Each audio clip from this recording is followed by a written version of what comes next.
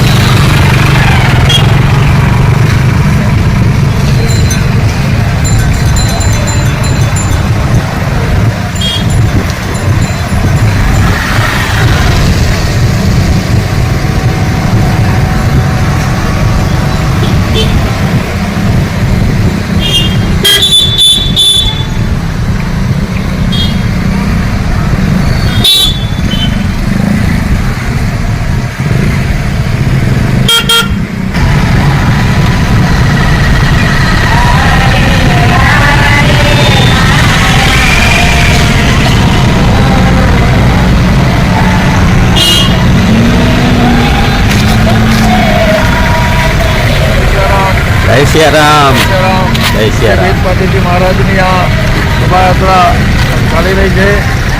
मुख्य छोटे मोरारी बापू मारी साथे जे संतो महात्माओं महामंडलेश्वरो बधा ज भाई बहनों आज आ तीर्थयात्रा में सामिल थी रहा है। सनातन धर्मनो जय हो, जय हो। ब्रह्मलीन पारिव्रजकाचार्य क्षत्रिय ब्रह्मनिष्ठ पूज्य वेद पाठीजी महाराज निर्वाण दिने उपस्थित पूज्य महामंडलेश्वर स्वामी जी, हमारा कैलाशपुरी महाराज, पूज्य छोटे मोरारी बापू, डायस पर विराजेला सौ संतो महात्माओं और सनातन धर्मी भाई बहनों, हमारा में एक टीवी चैनल ने इंटरव्यू में कीधु कि हमारा विस्तार के अंदर जो सनातन धर्म नो झंडो लहरातो होय तेनो यश पूज्य वेद पाठीजी महाराज ने भावे गए।